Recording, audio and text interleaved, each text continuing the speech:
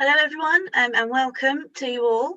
My name is Hayley Clark and I'm the chair of the communications group for the Society of Sports Therapists. So this evening's webinar is a second instalment of our 2021 webinar series, and we're really excited to welcome you all here tonight. And we have three fantastic speakers who've very kindly joined us this evening to talk about the role of nutrition in injury rehabilitation and recovery. So just a few bits of housekeeping to get started. We have again seen an incredible level of interest, so thank you very much for that. So just to confirm that some of you will be joining us via Zoom and some of you will be watching via our live stream on YouTube. So for those of you that joined us for part one, the format is slightly different, so I'll just quickly run through that. So I will introduce each of our three speakers as we go throughout the evening. Each of them will share a sort of 10 to 15 minute presentation on their sort of respective topics. And then afterwards, we will all come together for a panel discussion to answer your questions. And just to confirm, the chat functions on Zoom and YouTube are both being monitored. So please do go ahead and pose your questions there, and we'll come to them towards the end of the session, where we've got at least 20 minutes to have a good chat and a good panel discussion there. So following on from the session this evening, you will receive an email requesting your feedback, and upon completion of this, you'll be directed to your certificate of attendance, which you can save for your CPD portfolios. And then just one thing before we get started, we have confirmed the date for our next webinar in the series. So just save the date for your diaries. We've got Thursday, the 13th of May, starting at 7 o'clock, and we'll be delivering a session on the adolescent athletes, strategies for performance and injury management. So more details will follow in the coming weeks. So for SST members, please look out for your emails. And for all, you can follow our Society of Sports Therapists social media channels on Twitter and Instagram. So I'm very pleased now to be welcoming our first speaker this evening. So we're very kindly joined by Dr. Ian Rollo. And Ian is the head of international service at Gatorade Sports Science Institute. He's an honorary research fellow at Loughborough. And he has led the MSc programme on the sport and exercise nutrition. He's also an SENR applied practitioner, providing nutritional support for professional football in FC Barcelona for the last 6 years. And he's also been working with Manchester City Football Club for the last 4 seasons. And he's still continually providing publications and delivering presentations globally. So Ian, thank you very much for joining us, and I will hand over to you now. Thank you, Hayley. And I'd like to start by saying a big thank you to you and the Society for the invitation to talk today and contribute to this session on nutrition with Dr. Waterworth and Dr. Beeston. You know, over the next 10 minutes, I'm going to aim to provide an introduction to an interdisciplinary theme with regards to return to play, and then share some of my thoughts on the potential role of nutrition.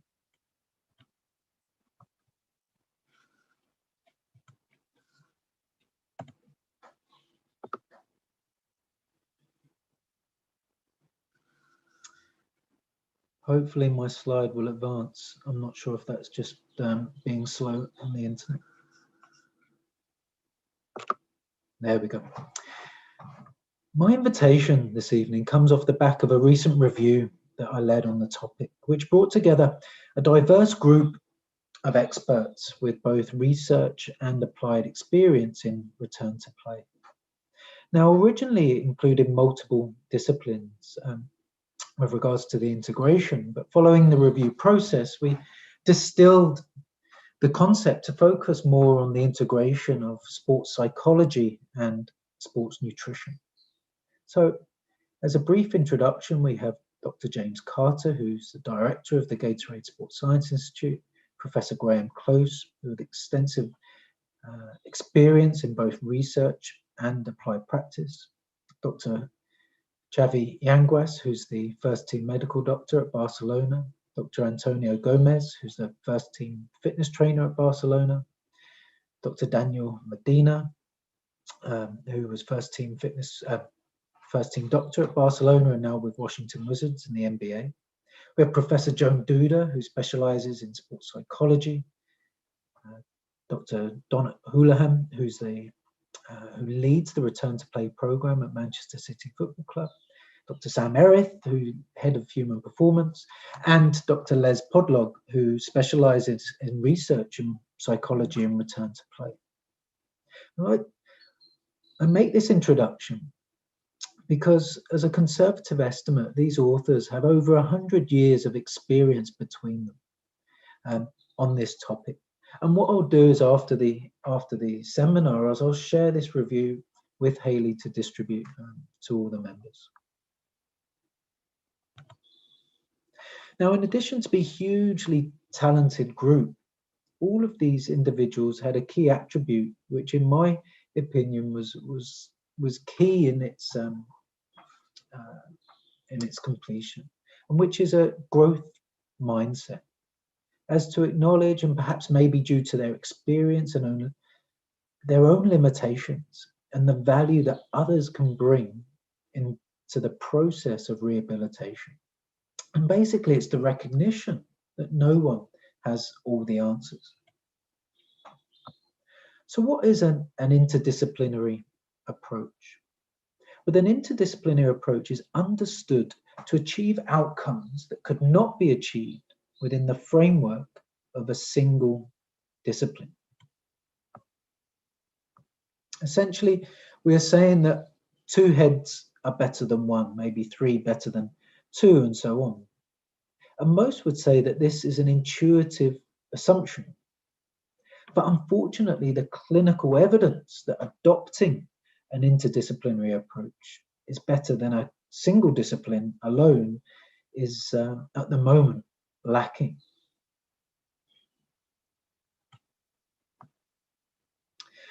Now, within the framework of injury, we're almost lucky that we have instantly identified a common aim to achieve between the group. So at the center, of course, is the player or the athlete. And please excuse this as an example, as in professional football, where return to play is led by a trained and experienced sports physician. Now, it doesn't have to be. Of course, you as a sports therapist often, of course, are most likely expected to wear multiple hats in the return to play process or the recovery process. In the paper, we suggest those facilitating factors for promoting an interdisciplinary approach. In the inner circle, we list some of these factors here in this diagram. And we acknowledge our own limitations and the gaps in our understanding. But this does not mean that we have no understanding. And it's most relevant tonight because education and CPD is really important. Now, for example, I would never dream of taking the role of a sports therapist, not at all, but understanding your approach and your primary needs will help me better understand the priorities and ways to establish ways of working and integrating nutrition to best support your plans.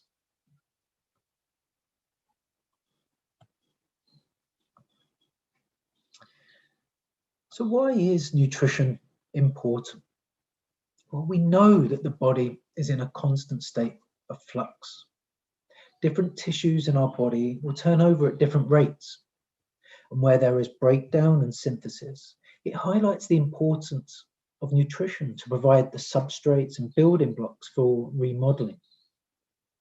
To emphasize this, Professor Luc van Loon and I wrote an article for the Barcelona Innovation Hub, which calculated the theoretical turnover of different tissues during a competitive football season. And for example, total body water will turn over approximately 30 times over a season, but will be obviously influenced by individual sweat rates of the individual. We know skeletal muscle mass turns over at a rate of approximately 1 to 2% per day. So Professor van Loon always encourages everyone to make a muscle. So if you do that now while you sat there, either with your bicep or extend your leg at the knee and place your hand on the top of your leg, you feel that muscle contract. In about 7 weeks' time, you'll be feeling a completely new muscle. And as such, over a competitive season, the player will experience a turnover of around or approximately 6 new musculoskeletal systems. Fascinatingly, the brain has a turnover rate approximately 4 times that of skeletal muscle. So you have approximately 20 new brains over a season, but I think that's a topic and a whole new presentation that would need to discuss those implications. Now, interestingly, it was previously thought that the turnover rate of connective tissue was much lower than that of muscle.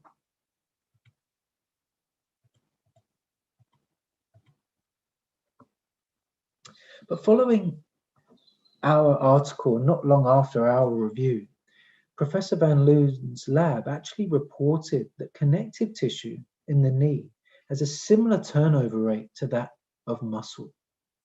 And that gives potential for nutrition intervention.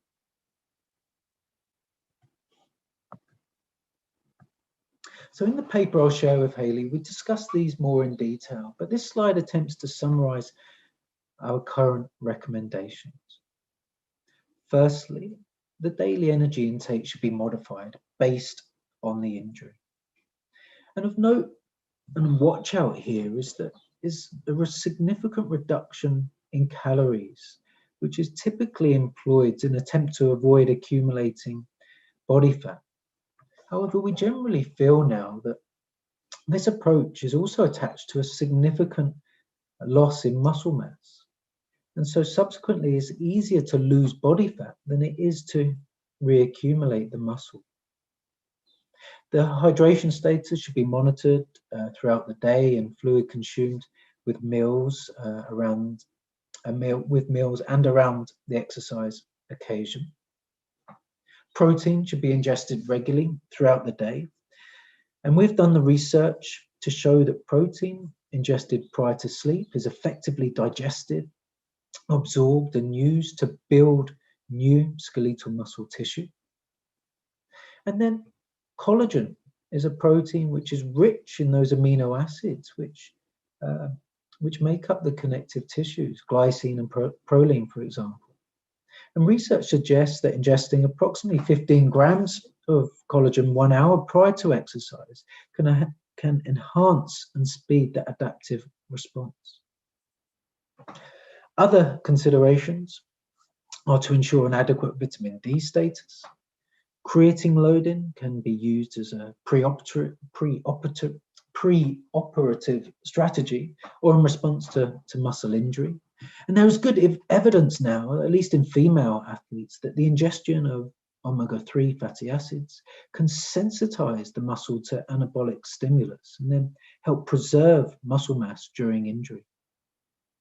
And of course, this is in the realms of dietary supplementation. 4 grams is greater than which can be obtained just through dietary sources. And so dietary supplementation is needed, and appropriate advice around supplementation should be considered. In my experience. During injury and return to play, nutrition can provide a structure to the athlete's day. It can help avoid overeating or binge eating. And it gives them a focus and something that which they can directly control. And as such, this table is an example of how we try to integrate sports nutrition with sports psychology. The interdisciplinary example is body composition and learning how to frame this against appropriate short and long-term goals. Keeping injured athletes involved in the mealtime occasions with the rest of the squad can help maintain their sense of identity, especially when they're not training as a group. And it's important to emphasize that we often find injury actually offers an opportunity to work with athletes who may not have previously been engaged with their nutrition. And it provides a time for them to learn more about their body, what their body needs, and to educate them on the best sources of nutrition information.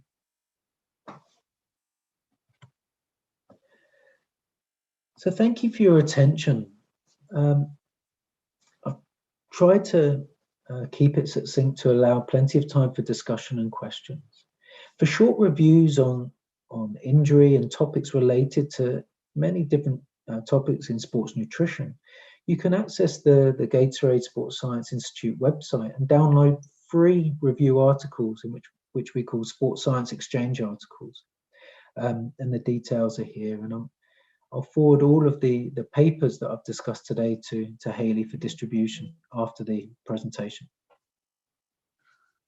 So with that, I will hand on to Dr. Waterman. Thank you so much, Ian. That was a really, really good introduction there. And as Ian said, once we've received the papers, we will distribute them to everyone who's registered today. So we'll just move on now to our second speaker, and I'm very pleased to introduce Dr. Sally Waterworth. Now, Sally is a sports therapist. She's a member of the Society of Sports Therapists, but she's also very heavily involved in the nutrition side of things, and we felt that Sally would be an excellent speaker for you this evening. So Sally graduated back in 2001 as a sports therapist, and then went on to study an MSc in sports nutrition, and then completed a PhD in human movement science. And since then, she's been involved in endurance sport quite frequently, and she's completed 6 Ironman events herself.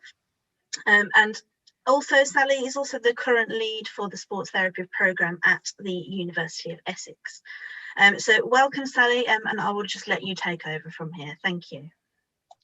Great. Thank you, Hayley. Thank you for the invitation. Hopefully everyone can see my screen there. So I'm going to talk to you this evening from a perspective of both a sports therapist and as a graduate member of the Sport and Exercise Nutrition Register. As Hayley said, I graduated back in 2001, nearly 20 years ago now. And prior to that, I'd done a diploma in sports therapy. So I've been a long-standing member of the society. I worked in academia for a few years before moving over to South Africa, where I got involved in triathlon and actually then got involved in nutrition from a research perspective. Nutrition can make the difference between a bad race and a great race. But then I started to see the effect it had actually on people who were carrying various niggles. So long distance triathlon, then the world I mostly work in and compete in myself. Iron distance triathlon, particularly Ironman, is quite a popular event now. So it's a 3.8 kilometer swim, 2.4 mile swim, goes on to 180 kilometer or 112 mile bike, and it finishes off with a marathon. The so-called half Ironman, which has been rebranded 70.3, is half of those distances. In an Ironman event, participants will take under 8 hours and usually about a 17-hour cutoff. When we look at the predictors of performance for long distance triathlon and other endurance events, training volume is quite a predictor of success, as is the number of scheduled training sessions a person completes. So you can expect to see people training, between 12 hours a week and over 30 hours a week if people are elite athletes. And one of the things, I would see a lot of the time working clinically was these so-called overuse injuries. This was one study I picked out. This was 174 participants training for the Norseman Triathlon, which is an iron distance triathlon in Norway. And athletes were asked to complete an overuse injury questionnaire every 2 weeks whilst they were training for this event for a period of 26 weeks. And you can see here 56% prevalence of some sort of overuse injuries, of which 20% were classed as substantial, so they impacted amount and type of training done. Very low incidence of acute injuries, mostly from crashes, but there was also quite a high incidence of illness. So when we go back to the predictors of performance, these things causing people to miss training sessions is problematic, and they were spread fairly well throughout the body, fairly well distributed. And although I work mostly in endurance sport, this isn't overuse injuries and not just a problem in endurance sport. This was a study done in Norwegian sports and across various sports. Here's handball and volleyball, two team sports, and you can see quite a high prevalence of overuse injuries and still quite a significant number of substantial overuse injuries causing these moderate to severe reductions in training. So the question then becomes, is this actually an overuse injury, or is it a training error, a loading error, or is it inadequate recovery? So when we look at training balance, when we look at training and recovery, we want to train, we need to stress the body, but we need the recovery to equal the stress to facilitate recovery. And when that happens, this is what we get. So you load, the tissue breaks down, as Ian was just talking about, how it's constantly breaking down, remodeling. So you break it down, it recovers stronger, you load it again, it breaks down, recovers stronger. And over time you have this, it's not a linear, but it's an upward trend in capacity, in performance, etc. But what happens when training and recovery get out of balance is, and training can be, it can be, purely mechanical overload. It can be changes in various things, volume, intensity, actual load, ratios, etc.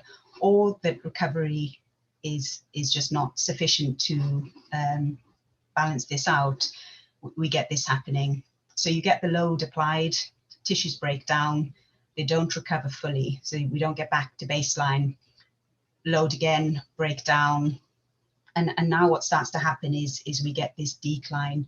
And that you'll see in terms of, performance is reduced. And this is a marker of overreaching or into overtraining. But there's a reduced ability of the tissues to absorb load and an increased susceptibility to injury.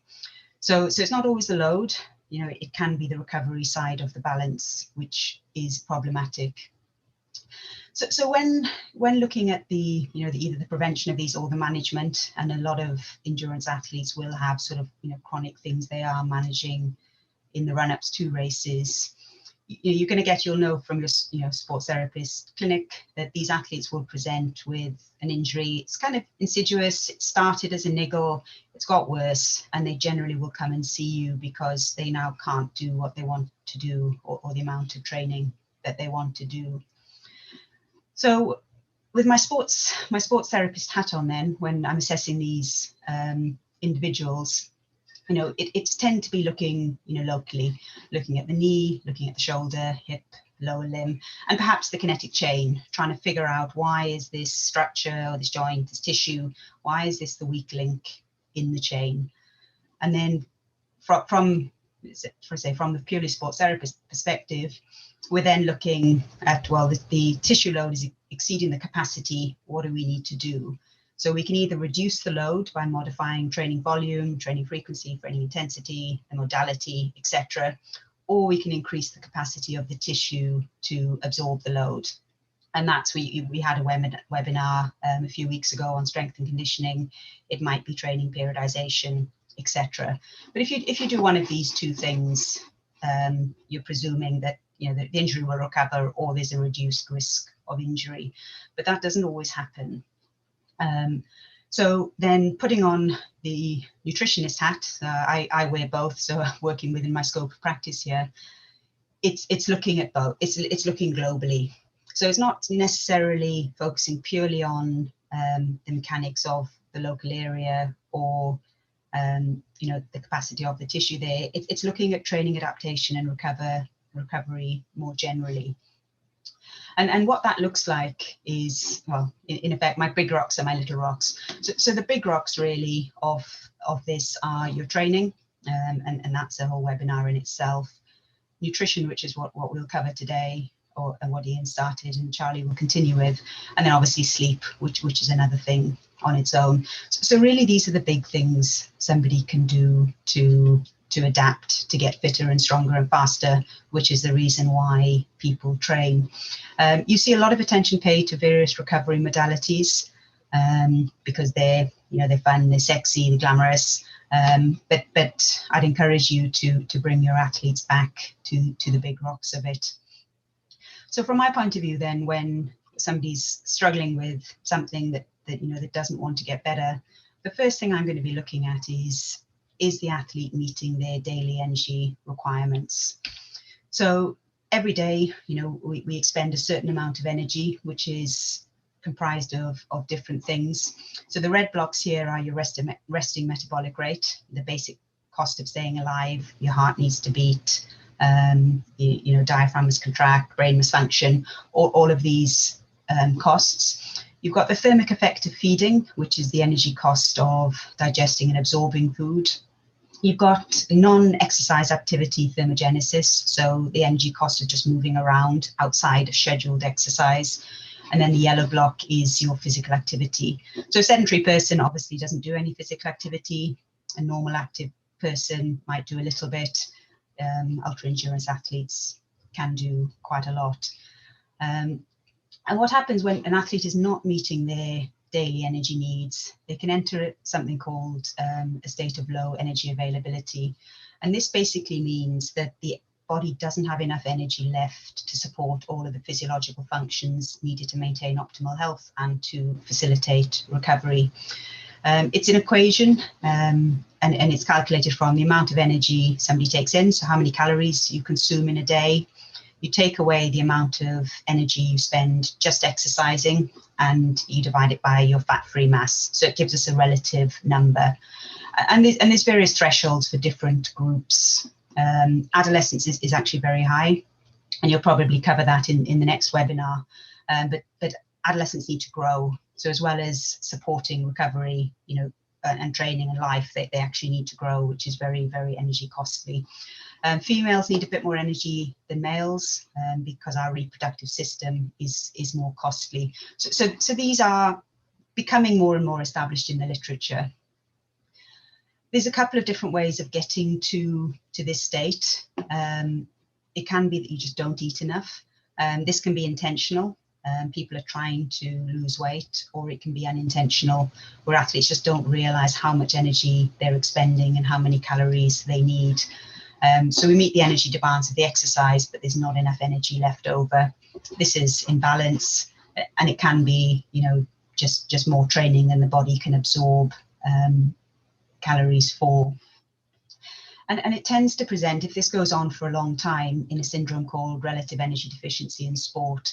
And Charlie's going to talk to you more about that a little bit later. It's a hot topic in research at the moment, and there is some suggestion that this is a bigger cause of sort of an overtraining syndrome or overreaching than actually the training itself. It's more this under recovery. And it's got various health, these are various health consequences of it, but here are the performance ones. So decreased muscle strength, decreased endurance performance, increased injury risk, decreased training response, and then some of your psychological ones. The tricky thing is, it's not always easy to recognize, because you'd assume if somebody's not eating enough, they're going to be really skinny.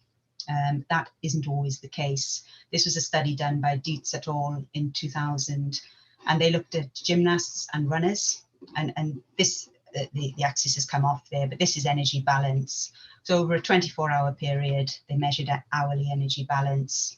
And you can see here that the gymnasts are in negative energy balance for big portions of the day, whereas the runners, particularly the middle distance runners, are staying around where they need to be.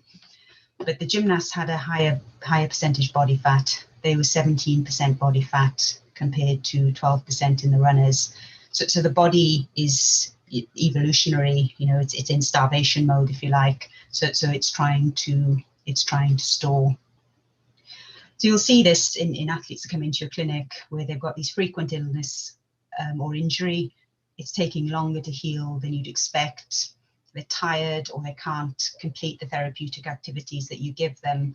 And there's slow gains in strength or losses in strength or muscle despite them doing the training.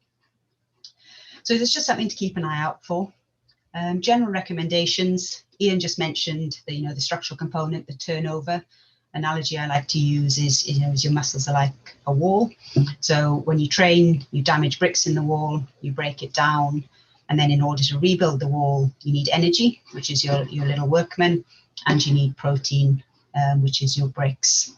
So that just helps athletes see it from that point of view. So we look at protein, the total type and timing of protein.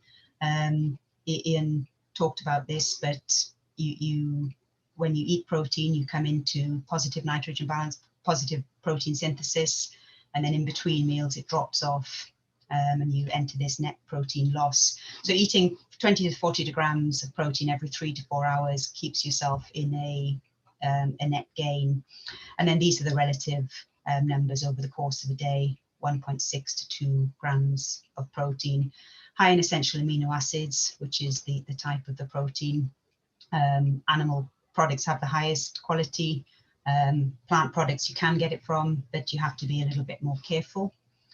When you look at carbohydrates, you're looking at how much energy is the athlete burning. So if it's a high intensity, high output session, then high carbohydrate demands. So you periodize your carbs as well as you periodize your training. And then it's looking at the timing. So I mentioned this earlier. So you consume, when you're expending energy, somebody will get up and have a high energy output. Very often they won't eat very much because the morning's a rush. They're going off doing stuff. So they're in this negative energy balance. Throughout the day, it's okay. You might do 2 sessions a day. So you get again into this negative energy balance. And then in the evening when relaxing, it gets into a positive energy balance. So it's not just the total amount of energy during the day, it's our athletes fueling their training. And these are just some examples of something called the athlete's plate, which is a guide you can show. So it keeps protein constant and then adjusts the fruit and the veg. So more low density carbohydrates, your fruit and your veg, less high energy dense carbohydrates on easy days, and then more on harder days. Touch on alcohol as the proverbial elephant in the room. We know alcohol impacts sleep quality. We know sleep's important for recovery and therefore reduced injury risk.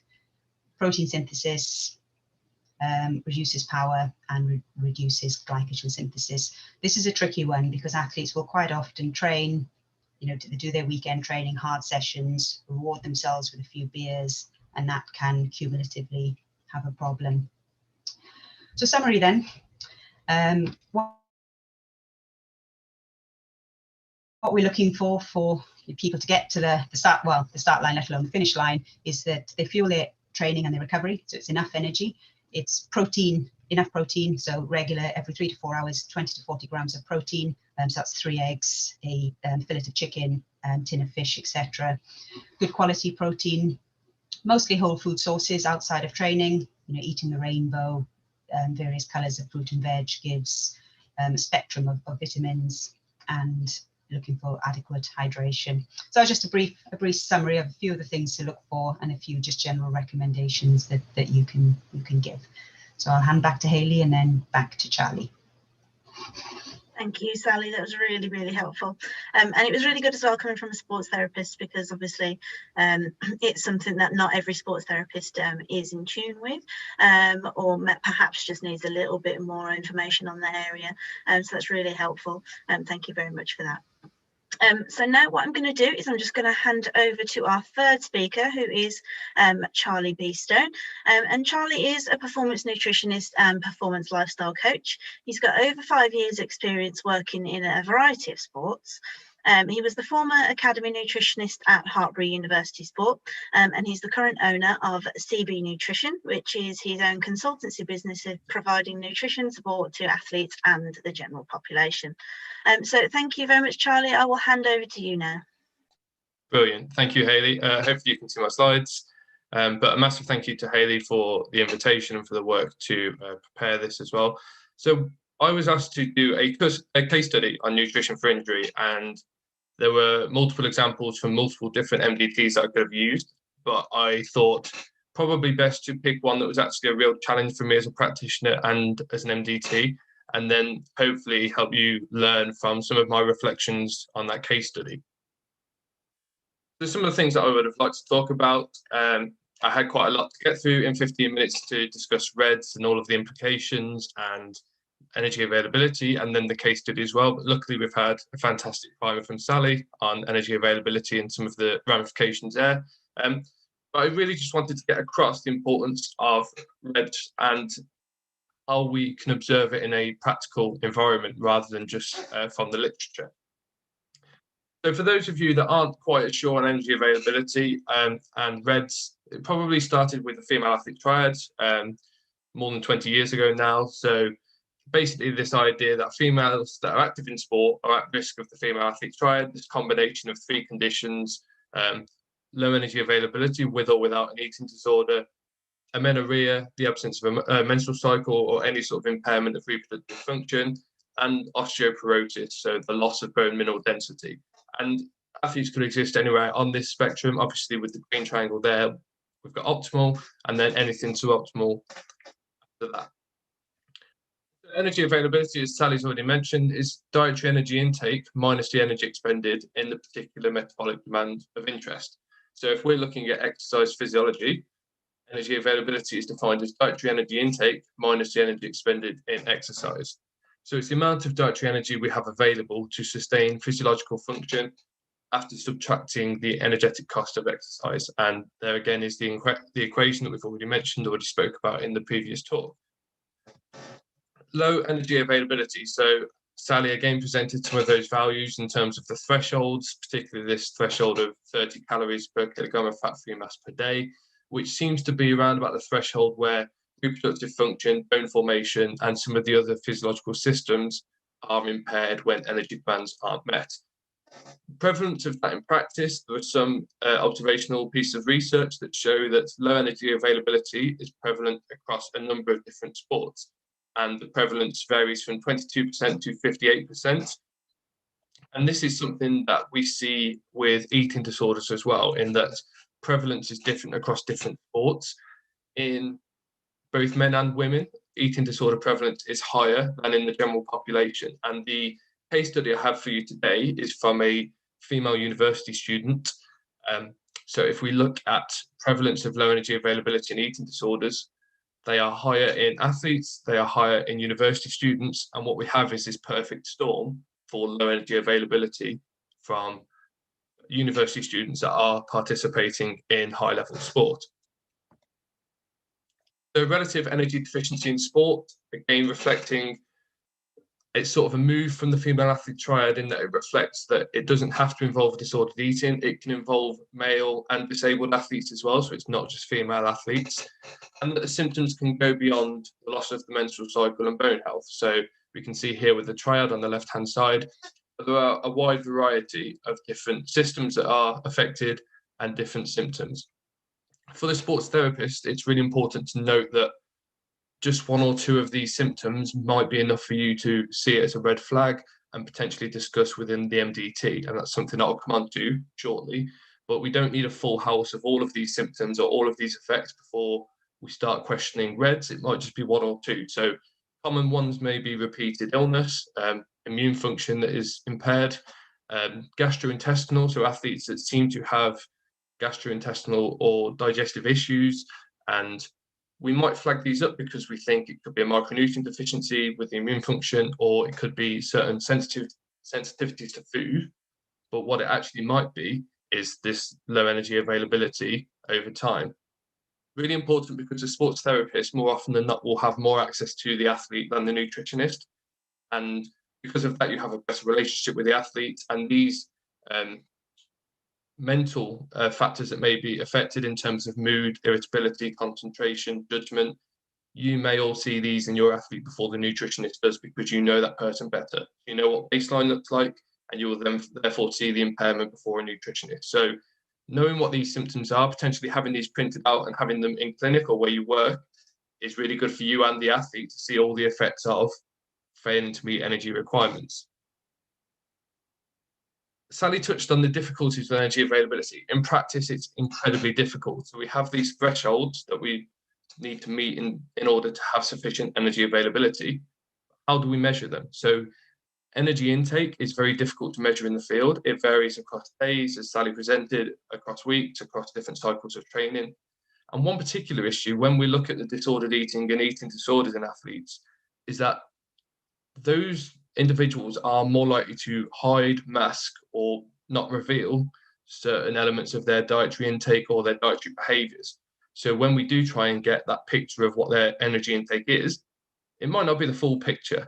And not only that, but if we are asking them to track their food intake on apps that provide calories and macronutrients that their food contains, that in itself can be triggering for some of these individuals that we're actually trying to help. So there are a lot of implications with energy intake. Energy expenditure, again, incredibly difficult to measure. If you're working in a team, each individual, very difficult to estimate what their energy expenditure is on a day-to-day basis. And then fat-free mass without access to a DEXA scanner, in practice, getting a good picture of fat-free mass is also incredibly difficult to do. So there are plenty of issues with energy availability when we're looking at it in practice. With this case study, just a couple of things that I wanted to mention. So I have the full permission of the practitioners and the athletes to present this case study, although I don't really present too much data. I have withheld any information on where I was practicing from at the time, having worked in different MDTs, so that it's not a reflection on the practitioner or the practitioners involved. It's just a reflection of what was occurred, what we all discussed, and what we've learned from the case study. Before we get started on the actual case study itself, something that I really like to think of with the MDT, how important it is to raise hunches as part of your work within that multidisciplinary team. So the Phoenix memo, for those of you that don't know, is a really well-known memo that was in regards to 9/11. And it was just multiple people that had concerns about people in the lead up to 9/11 that were flagged to different people of authority. But because the information wasn't collected together, nothing was done about it. And better distribution of information and the right people having the right information more often than not will lead to a better outcome. So in this case study, the practitioners reflected that actually they had a hunch that something wasn't quite right with the athlete at multiple times, but because it wasn't raised at the time or wasn't raised to everyone, then the actual help for the athlete took slightly longer than possibly it could have done. So the referral for this athlete from the case study, there were concerns around repeated injuries and current injury. So sports therapist and S&C said to me that they were concerned about the athlete's inability to string together training sessions. So they were getting upper respiratory tract infections, niggles, and more serious injuries as well. And this was a pattern that was seen for at least 4 or 5 months and possibly longer as well. They flagged it up to me because of the potential that they thought for micronutrient deficiency. So they discussed possibly calcium and vitamin D for the bone injury, any micronutrients that could help with the immune function and reduce the risk of illness. And it was sort of a last resort because they were running out of ideas a little bit with what was stopping this athlete getting back to full health. So the athlete themselves was a female marathon runner, 19 years old, doing 60 plus miles per week that would vary, 2 lots of strength training per week and extra sessions on top of that, some of which she didn't disclose until after the event. So at the time, practitioners weren't necessarily aware that she was doing the amount of training volume that she was. On top of that, she was a university student on a competitive university course, so had the extra stresses and demands of university. So before I do a consultation, there are a few things that I'd like to think of ahead of time to potentially remind myself of during the consultation. So this athlete was a vegan athlete. She'd recently turned vegan, so there was a potential for issues with micronutrient deficiency and also potentially low energy intake because of the change to a vegan diet. The athlete had mentioned to practitioners that she was worried about weight gain while she wasn't training. This is quite a common worry for athletes when they get injured, so it's not immediately a red flag to me. However, I did make a note to look out for language around weight and body composition. And obviously, she had very high energy expenditure as part of her training as well. The things that I wanted to make sure that I did during the consultation, first of all, the Sport and Exercise Nutrition Register, make sure that we do no harm to the individual is the priority. So to act within the limits of my knowledge and to refer where needed. I explained to the athlete that I didn't want to change anything the first time we met. There was no intervention.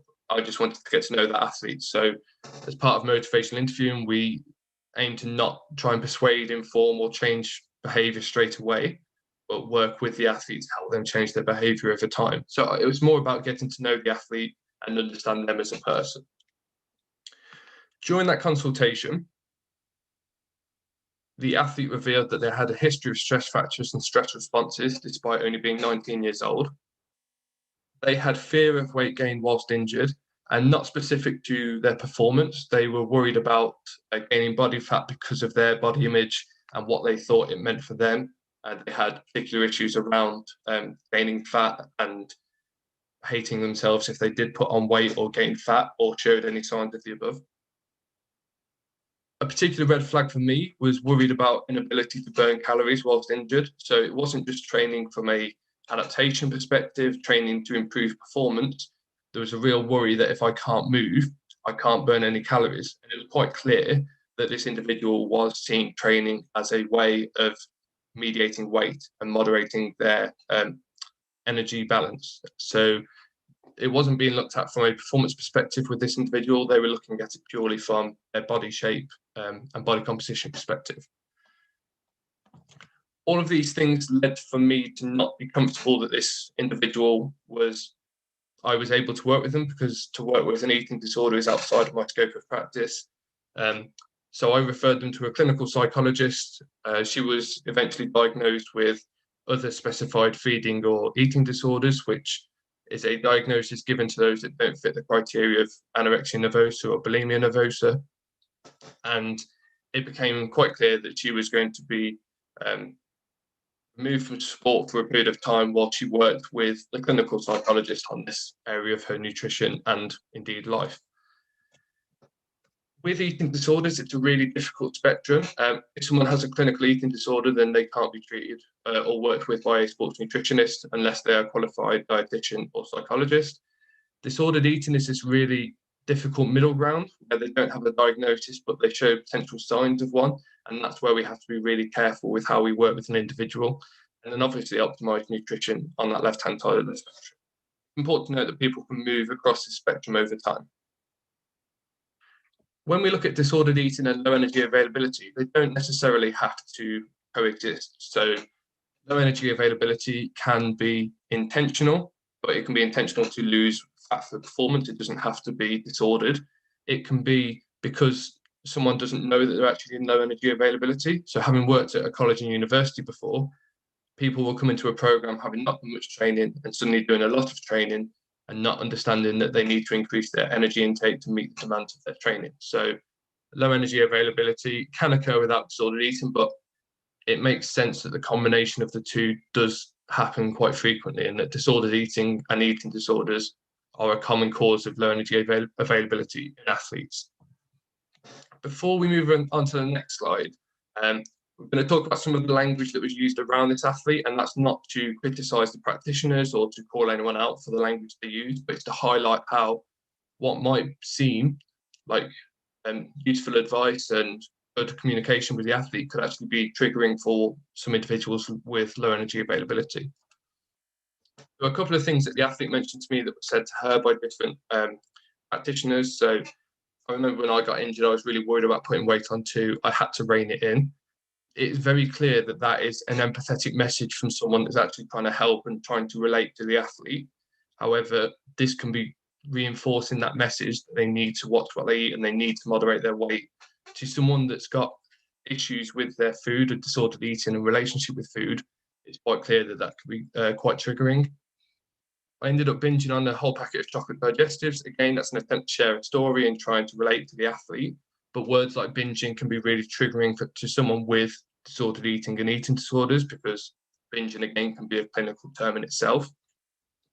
And then things from the coach that weren't useful and, to be honest, weren't really an attempt to try and relate to the athlete either, where you should book in with the nutritionist to make sure you're not getting fat, and this hyper focus on we have to be as physically lean as possible because we perform best.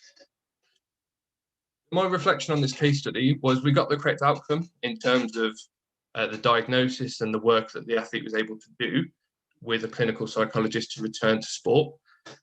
However, I take the full responsibility myself in my own practice that this happened a little bit too late, because the measures weren't there for all of the practitioners in the MDT to know to refer on, or know for the signs to look out for, or when was best to refer on to a nutritionist or bring a nutritionist in as part of that.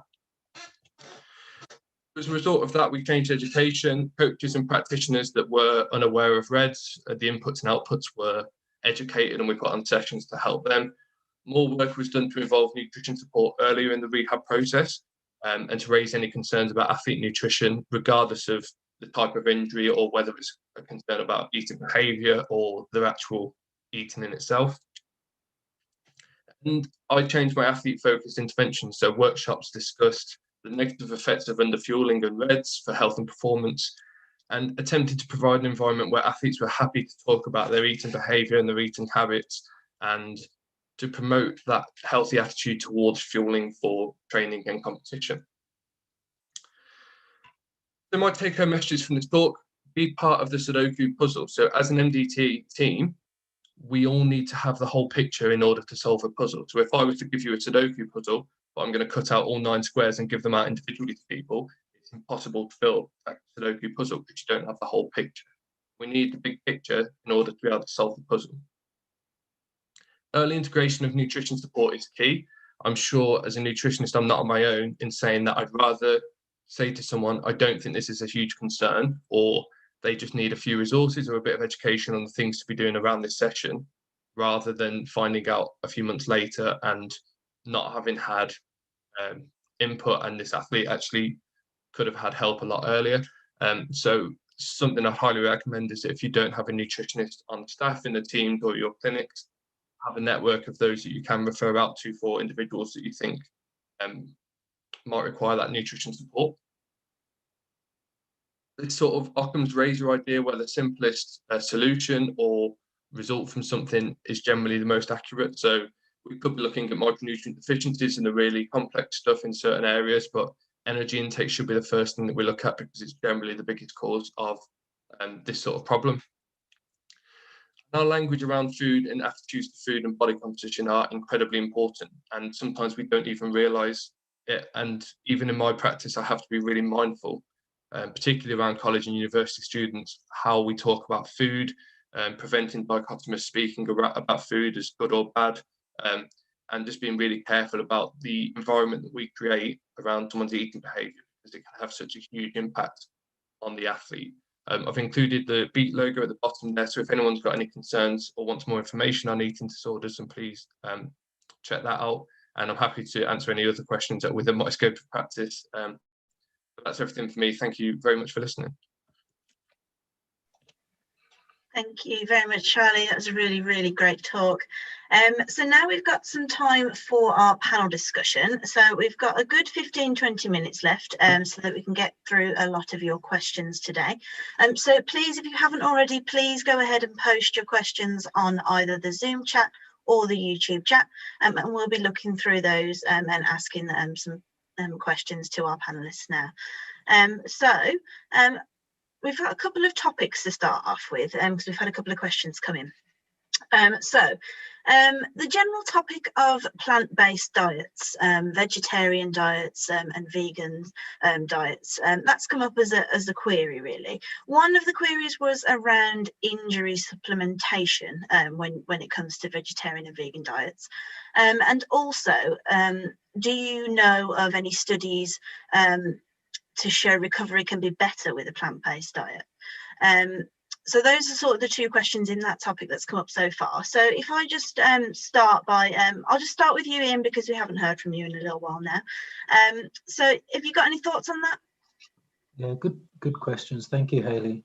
So as long as the athlete is meeting their daily protein requirements, which may be elevated in a period of recovery, so around about 1.2 to 1.4 grams per kilogram body mass per day, it doesn't matter necessarily the source of protein. Now, we've recently done a study comparing plant-based proteins to soy, for example, to dairy, more traditional based proteins or animal based proteins, and we see no difference in the synthetic response in following exercise.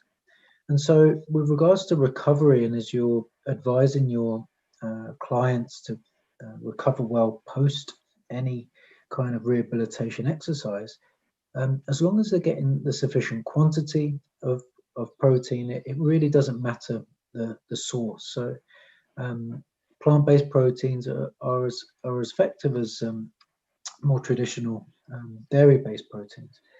The second part of that question is that there's no real evidence to confirm that they are superior to dairy proteins or animal-based proteins. There's no real grounds to really steer clients towards that diet in favor for any additional benefit. Okay, great. Sally, have you got any further thoughts on that? I think the only ones would actually add to Ian's presentation, where when you're sort of looking at the things that are trickier to get from a plant-based diet, and there's two connotations, aren't there? There's like, is it a plant-based diet that incorporates some animal products, or is it more of a vegan diet? And I think those terms sometimes do get a little confused. But as well as the protein, it's the things like the omega-3s, the collagen, and the creatine that you get from animal products. So if somebody is on a vegan diet or on a vegetarian diet, which excludes those sources, it might be a good idea to include those as well. Okay, Charlie? Yeah, I haven't got loads more to add to that being last. Like I said in mine, practically, sometimes if someone moves to a particular vegan diet, so plant-based without any animal products, energy intake can be an issue, so they can struggle to transition and increase their energy intake to meet their demands. And also, like Ian said, with protein, sometimes practically when you limit your protein sources that you're used to, you may struggle to meet protein demands. Okay, great. Yeah, that's really valuable actually, because I'm sure a lot of our therapists work with athletes on plant-based diets, and it's really useful to have that sort of the input there. And I'll just move on now to our next topic.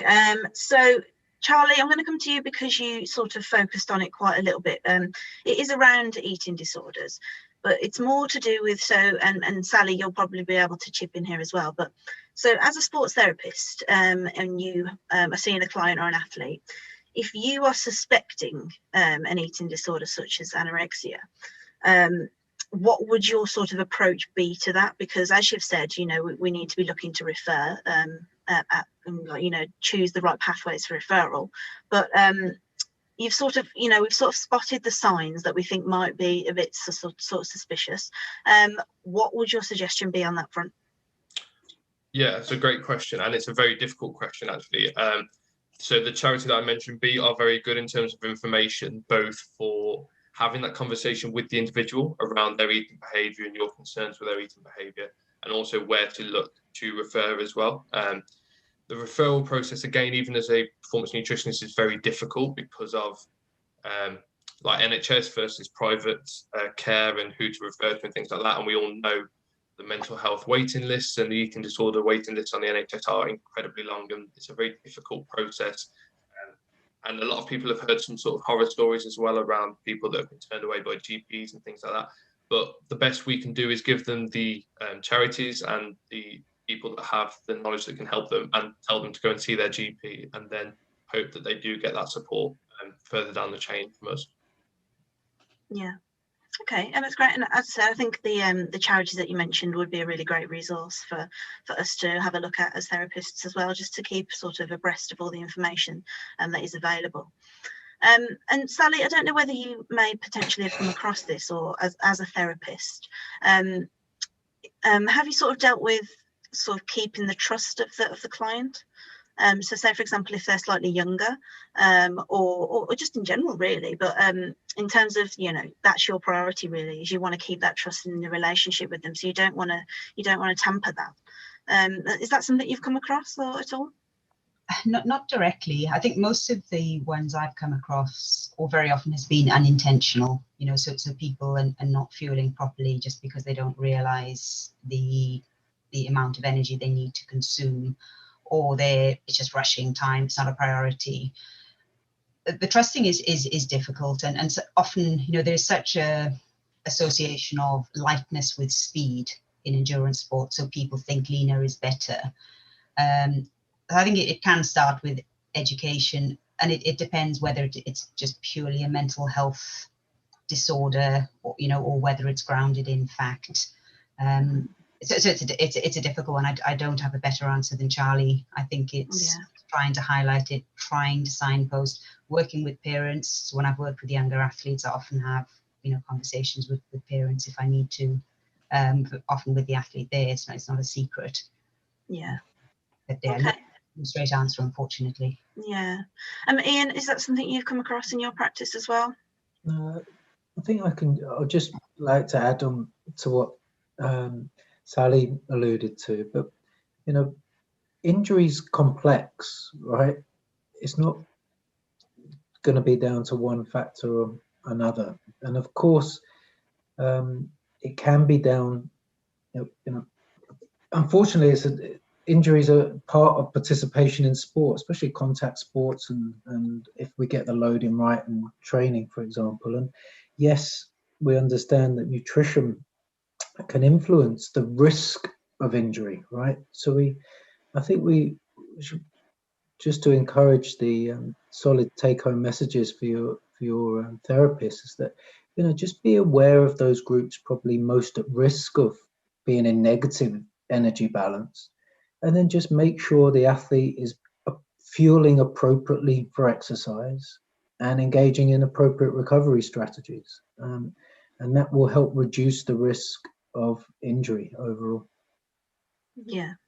Okay, that's great. Thanks for your input. I know that's quite a sensitive topic as well. So as I said, if anybody is particularly interested or has concerns with regards to that field, please do have a look at the resource that Charlie mentioned there. I'm sure it's full of really useful information for you all. So I'll just move on topics wise now. So I'm going to ask a question now with regards to the sort of different phases of injury recovery.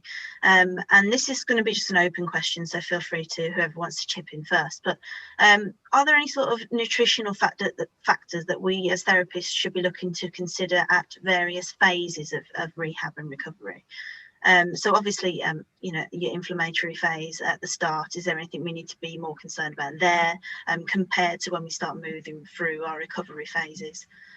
Anything that anyone wants to chip in there? I don't know, Ian, are you the best person to start with that? You've done that study on it, and then we can chip. So you know, we'll detail this in that paper, but yeah, especially in the acute injury phase, you want to try and limit or encourage the inflammatory response to a point, right? You don't want to dampen it completely. But I think from a nutrition perspective, then what we want to do is try to get a kind of baseline on body composition is a good one, right? So then we can get an understanding of current, using appropriate and body composition techniques to try to then get an idea of where the baseline is and what we want to try to achieve later on, and setting targets for the athlete to either maintain or strive to work towards as part of the rehabilitation process is a big one for the nutritionist. And then to trying to get those initial baseline markers is important. But from a nutrition perspective, don't go ingesting a lot of the anti-inflammatory medications or anything like that. Yeah, and I think just to add that, really to support what Ian says, I think sometimes we try and think of the intricacies of, should we do different things at different times, where it's really is the fundamental, meet the energy needs, eat enough protein. The energy needs will change. Ambulating on crutches is very energy costly. So often, people are trying to restrict because they think, oh, I'm not moving, but it's taking them a ton of energy just to get around. And as Ian said, and I completely agree, it's easier to lose fat than it is to gain muscle. So you're protecting the muscle as best as you can. You're having your regular protein feeds to maintain as much positive synthesis as you can, positive nitrogen balance as you can, just to try and reduce any atrophy. And then as you need more energy, consume more energy. So I think doing the basics consistently well is really where to go, rather than sort of, looking at the sort of, is there any icing on the cake? And I'm not sure there is. Yeah. Okay. Charlie, any further thoughts on that? Not loads more, other than what Sally's mentioned in terms of energy intake. So like when an athlete has reduced training load with injury, their first response is to completely reduce their calorie intake to reflect the fact that they're not moving as much, but actually we probably want to maintain it where possible. So that's probably the main thing that I have to work on with an athlete is, no, this isn't the time to try and like strip body fat or heavily reduce calories, because there is that need for healing. Yeah. And I don't know whether any of you particularly worked with sports where they have to manage their weight for competition. So like, martial arts, boxing sports.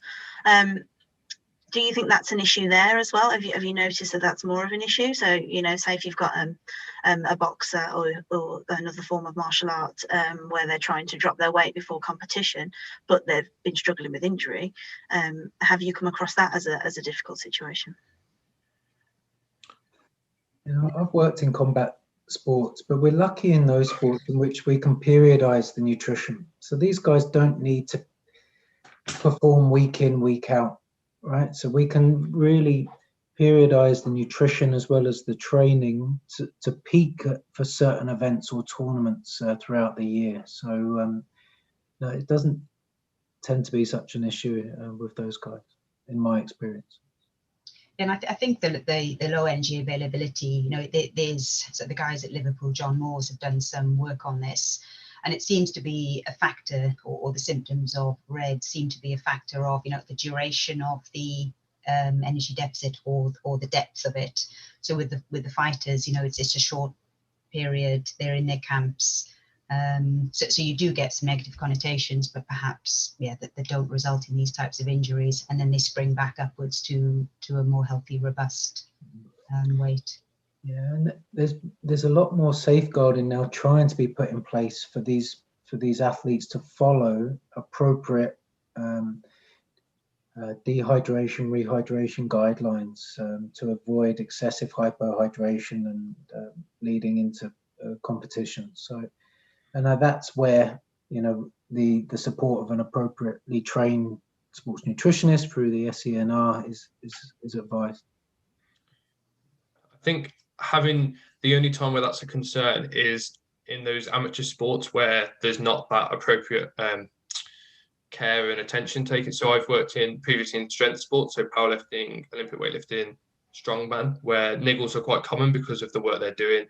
Tapers are generally shorter, so they're working right up to the point of competition.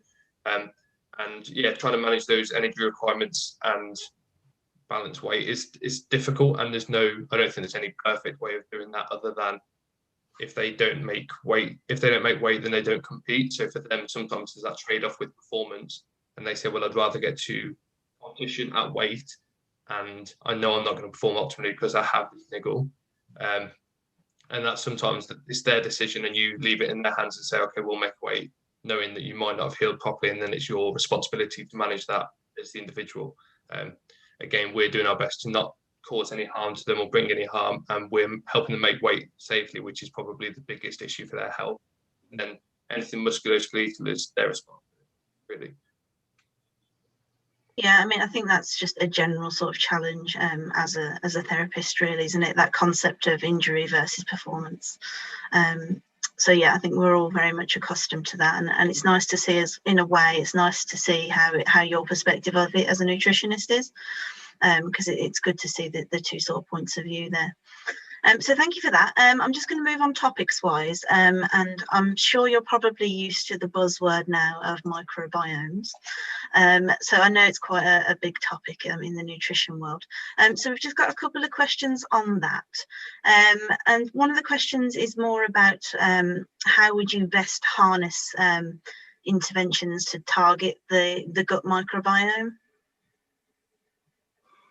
I think starting, I mean, the big starting place is eating a variety of foods that are, full of prebiotics and probiotics. So a healthy whole food diet will feed the difference. The microbiome, for those that don't know, is the various bacteria in the gut, and it's a big area at the moment. But it's growing. I don't think there's anything definitive, but a healthy gut, a healthy diet, variety of foods would be, I would think, the first place to start, and the others might have more direct experience of it. We've just published a review in Medicine Science, or ACSM reviews, and to start off with, we don't know at the moment what is an optimal gut microbiome profile for athletes. It's something we're aware of now, but as Sally alluded to, just eating a variety of different foods is the best current advice to help promote a healthy gut microflora. Charlie might have some experience with clients or athletes wanting to look into that more, because there are services available now that offer private practice, that offer microbiome analysis if you opt in for that, but to then prescribe specific nutrition interventions that are going to have specific outcomes, we're a little bit away from that by now. Just to reiterate what Ian said really, and in practice, when you work with these individuals in your clinics, for example, what they will see on the internet is generally the polar opposite from what the research is telling us, in the fact that there is little research to say that you need to follow this diet other than an inclusive, varied whole food diet like Sally mentioned. Most people would try and sell them a certain supplement or a certain way, or tell them to restrict their food and cut foods out, when actually what we want to do is include more food. So generally, if someone who isn't on the ATNR or isn't educated on this topic tells you to do something, do the opposite of it is a pretty good place to start, really. Okay, so just on that point, the other question that came up was more to do with what extent does gut microbiome affect recovery, and should these athletes be looking to take pre or probiotic supplements? And so I think if you just sort of could touch on that a little bit for us. Well, it's a good question. I wish I knew the answer. So hopefully we're going to get there at some point. But again, pre or probiotics, it all depends on probably the analysis or the starting point of the microflora of the individual. Right. So once we understand that, then perhaps we might be better prescribed to say, yes, increase the variety of foods in your diet, or the types of food in your diet to act as prebiotics or probiotics. So until then, we just need to watch this space, and hopefully in the next few years we'll be better placed to answer that, specifically with regards to recovery. Great. Any other thoughts? No, I think we don't know, do we? So perfect. No, that's great. And then we've just got time for one more question, and I think it's actually quite a good question because it's around sort of religious fasting. and I'm sure you work with athletes that are fasting for religious reasons.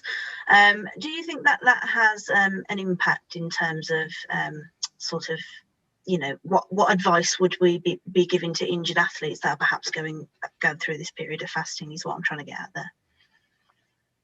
Yeah, I think it depends a lot on where in the world they are. You know, in this part of the world, fasting, you know, it's a long daylight window, whereas in some other countries it's much shorter, so therefore much easier actually, because you do have a bigger window. You have to work with the athlete and yeah, just work with it to do the best you can in the time that they've got available.